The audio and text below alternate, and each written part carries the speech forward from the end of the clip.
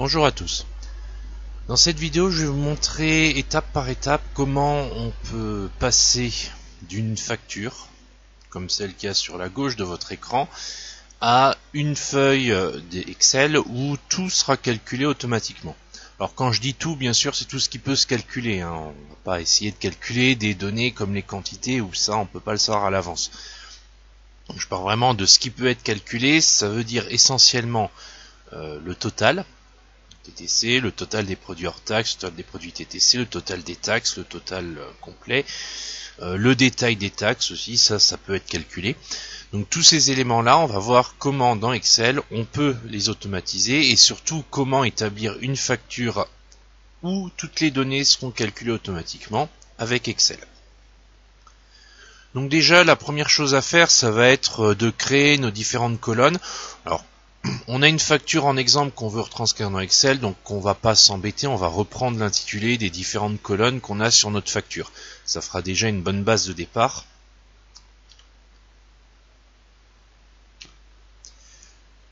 Donc là, j'ai bien rentré mes différentes noms de colonnes, les intitulés de colonnes, ainsi que les éléments qu'on a ici, je les ai recopiés.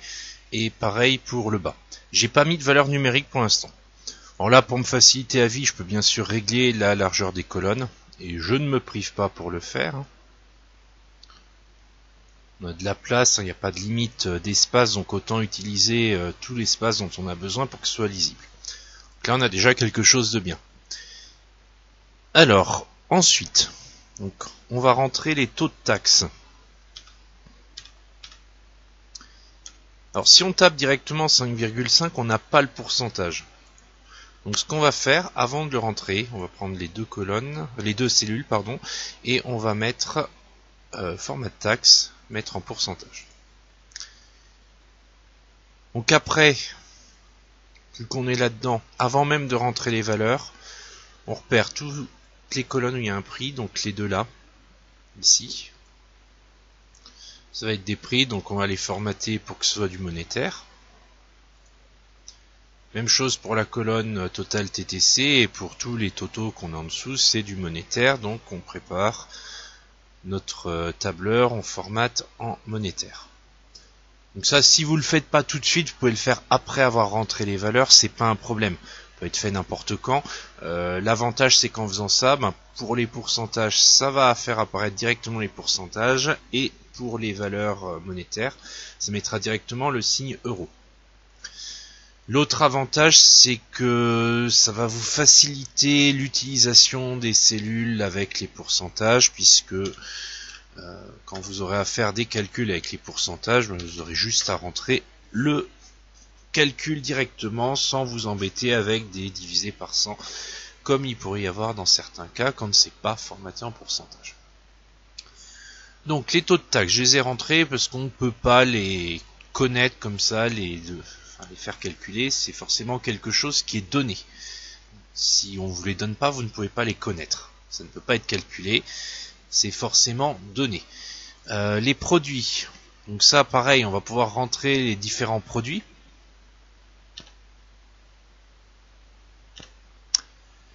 Donc voilà mes noms de produits. Maintenant leur prix, pareil, on le rentre, le prix unitaire hors taxe, on ne peut pas le deviner, c'est forcément donné. Et ça ne peut pas être calculé non plus avec les notions de calcul commerciaux.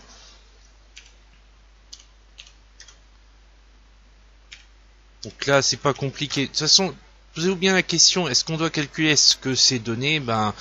Demandez-vous tout bêtement si vous pouvez calculer ce que vous avez en face. Si la réponse est non, c'est que c'est une info qui est forcément donnée. Après, avec l'habitude, peut vous dire directement que tout ce qui est prix unitaire hors taxe, c'est forcément quelque chose qui vous est donné, vous ne pouvez pas le deviner. Les taux de taxe pareil, les quantités pareil. Tout le reste, normalement, peut être calculé. Donc l'autre élément qui ne peut pas être calculé, j'ai dit, c'était donc les quantités, parce que ça dépend de ce que les gens achètent, tout bêtement. Donc là encore, c'est de la logique. Donc voilà, j'ai rentré ce qui ne pouvait pas être calculé. Maintenant, les calculs. Le calcul du prix unitaire TTC. Alors, je rappelle que pour passer du prix unitaire hors taxe au prix unitaire TTC, il faut rajouter les taxes. Alors les taxes, il y en a à 5,5%, il y en a à 20%. Là où il y a une difficulté avec cette facture-là, c'est que on ne sait pas quel produit est taxé à 5,5 et quel produit est taxé à 20%. Tout ce qu'on sait, c'est le prix unitaire hors taxe, le prix unitaire TTC. Donc ce qu'on va faire, très simplement, on va tester tous les produits avec l'un des deux taux. Si ça marche, c'est que c'est le bon taux. Si ça marche pas, ben c'est l'autre. Au niveau de la formule, ce sera toujours la même chose. Donc une formule, on commence par égal. Passer au prix TTC, on partira du prix hors taxe, qu'on multipliera, touche étoile, par 1 plus le taux de taxe. Et là, en faisant ça, je trouve le prix unitaire TTC. Et là, comme j'ai le même calcul partout, je pourrais recopier. Alors, vous pouvez tester, si vous le faites. Il y aura peut-être quelque chose qui vous posera problème. Et là, vous voyez le souci se poser. Si vous regardez bien, vous en recopiez directement. Votre B20 dans la première cellule qu'on avait rentré, qui correspond au taux de taxe à 5,5, c'est devenu B21, puis B22, puis B23, etc. Alors qu'on veut que ça reste B20. Donc là, la seule solution, c'est de rajouter le signe $, pour que ça soit bloqué sur du B20. Et là, en recopiant, on a les valeurs qui s'affichent en ayant bien le B20 bloqué dessus tout le temps. Donc maintenant, on vérifie. Est-ce que le taux de 5,5 va pour tous les produits? Alors pour le carte noire, on trouve 2,51, 2,51, c'est bon. Pour le garni ultra doux, on avait un 40, on passait à un 68, là, ça va pas. Donc, du coup, c'est l'autre taux, donc au lieu de mettre B20, on mettra B21. Là, je trouve bien 1,68 €. Ensuite, même chose pour le jus de fruits, le jus d'orange, on passait de 1,71 à 2,05. Là, c'est pas le cas, donc ça doit être le taux à 20%. Donc on modifie. Ensuite, pour le Monaco, 1,14, 1,20, 1,14, 1,20, a priori j'ai le bon taux. Et pour le Rilon, 1,16, 1,22, 1,16, 1,22, donc j'ai le bon taux aussi. Donc du coup maintenant je sais quel produit correspond au taux à 20%. C'est le garni ultra doux et le jus d'orange, et le 5,5 c'est les trois autres. Donc je vais pouvoir m'atteler au calcul du total des taxes. Alors là, la formule est pas forcément évidente et ne sera pas fonctionnelle de façon générale, puisque va falloir l'adapter par rapport aux différents produits. Il y aurait des solutions pour que ça soit fonctionnel tout le temps, mais il faudrait changer un peu le modèle de facture. Donc pour ce tutoriel, je ne rentrerai pas dans ces détails-là. On va faire la méthode simple. Donc ce qui est à 5,5, on a dit qu'on avait le carte noire.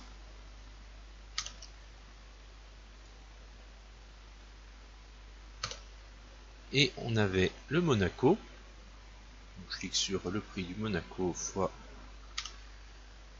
le taux. Et on avait aussi le Rilon. Voilà le taux. Donc là, j'ai dû en oublier un, puisque... Non, je n'ai pas oublié, c'est juste qu'on n'a pas pris en compte les quantités. Donc on trouve 0,26, donc il va falloir rajouter les quantités.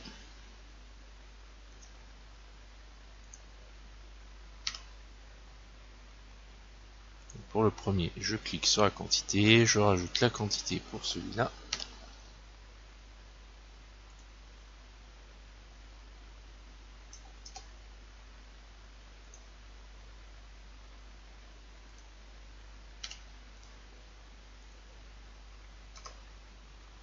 Et là, j'arrive bien, alors Excel me donne 0,51 alors que la facture me donnait 0,50, donc il y a une différence d'arrondi. C'est des choses qui peuvent arriver. Ça, il ne faut pas s'inquiéter. Et s'il y a une différence d'1 centime, vous pouvez pas y faire grand chose, hein. Excel respecte ses propres règles d'arrondi, le logiciel chez SlayerDrive a dû utiliser d'autres règles. C'est pas impossible, donc il faut faire avec. Maintenant en 20%, on avait le Garnier Ultra Doux. Donc cette fois-ci, on a vu tout à l'heure qu'il fallait prendre la quantité, donc on la prend en compte. Et pareil pour le jus d'orange.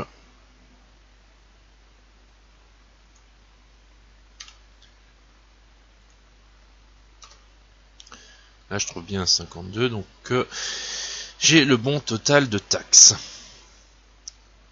Ok pour ça. Ça, c'est la partie un petit peu technique et qui, encore une fois, c'est pas la façon la plus facile de faire quand on a une facture, mais c'est la façon qui nous permet d'avoir une facture qui ressemble à celle que vous avez. Pour voir les façons plus faciles, je vous invite à regarder les autres tutoriels sur les factures qui sont sur la chaîne YouTube Le Prof de Maths Sciences. Vous les trouverez sans problème sur la chaîne.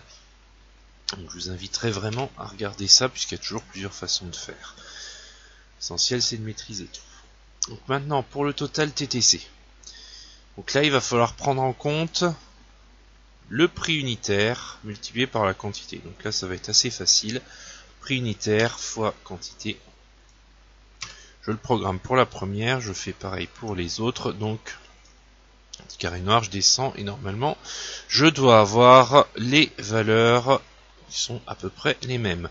Donc 2,51, 5,04, 4,09 ici, 4,10 là, donc pareil, même histoire que tout à l'heure, il y avait la question de l'arrondi.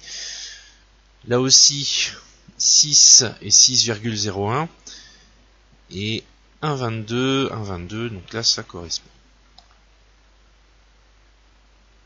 Alors, quand je vous parle de l'histoire d'arrondi, tout simplement, c'est au moment du calcul du prix unitaire TTC. On a un arrondi, sauf que Excel garde en mémoire toutes les décimales qu'il y aurait après, au-delà du 0. Donc, en faisant le calcul, x5, il trouvera un peu plus, d'où le fait que on arrive au-dessus. Dans la pratique, commercialement, c'est vraiment le prix unitaire TTC sans arrondi x5 qui donnera le total TTC.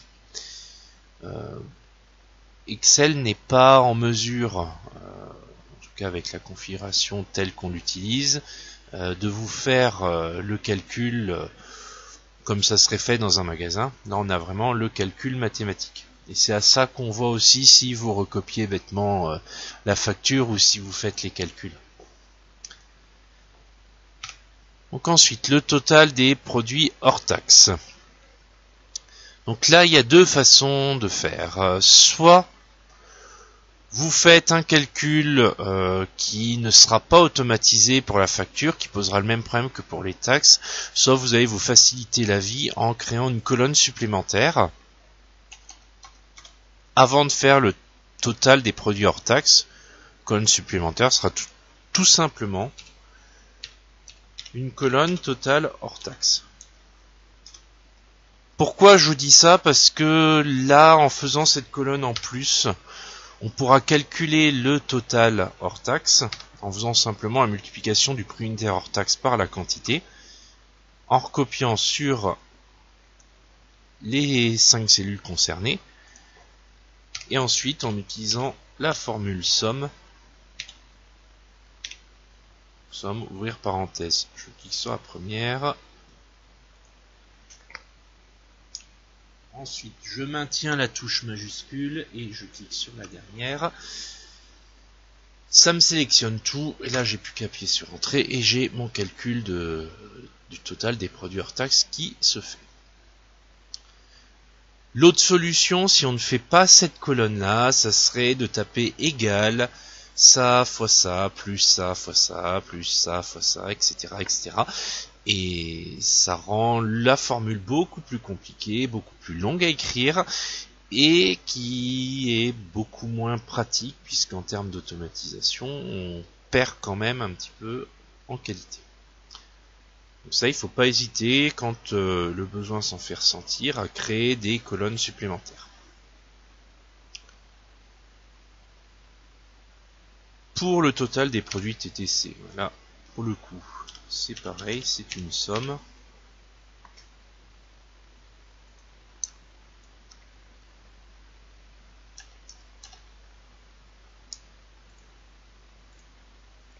Et là, je viens de faire ce qui n'est à ne pas faire. Donc je recommence. Ah, là, c'est ce qu'il fallait faire. Donc toujours touche majuscule. Tape sur Entrée quand tout est sélectionné. Et on obtient ce qu'on a besoin. Le total taxe, c'est pareil. C'est une somme.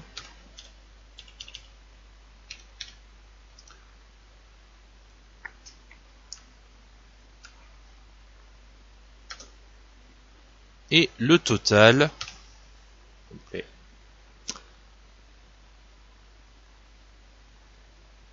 Là, en l'occurrence, ça sera égal, tout bêtement, au total des produits TTC. Et là, en faisant ça, on a terminé le boulot. On a programmé notre facture. Quand je dis on a programmé notre facture, ça veut dire que si le prix unitaire change, on pourra le changer. Si la quantité change, on pourra la changer. Si la taxe, le taux de taxe change, on pourra aussi le changer ici et tout sera modifié. Et c'est là où on gagne en automatisation et c'est là où la maîtrise de Excel rend les choses pratiques. Donc ça, je l'ai montré pas à pas, je l'ai fait en live, dans les conditions d'un live. Vous voyez exactement comment il faut faire. C'est pas compliqué. Ça demande un peu d'entraînement, ça demande de bien regarder ce qu'on fait, de pas hésiter à corriger les petites erreurs de frappe que vous pourriez faire, donc à bien regarder ce que vous faites, à essayer de ruser parfois. Vous pouvez aussi, si vous le sentez, modifier un petit peu la structure de votre facture pour vous faciliter les choses, comme on a fait en rajoutant une colonne total hors taxe. On aurait pu aussi faire la même chose en rajoutant une colonne taxe plutôt que de la mettre en bas et en faisant le calcul directement dans le tableau.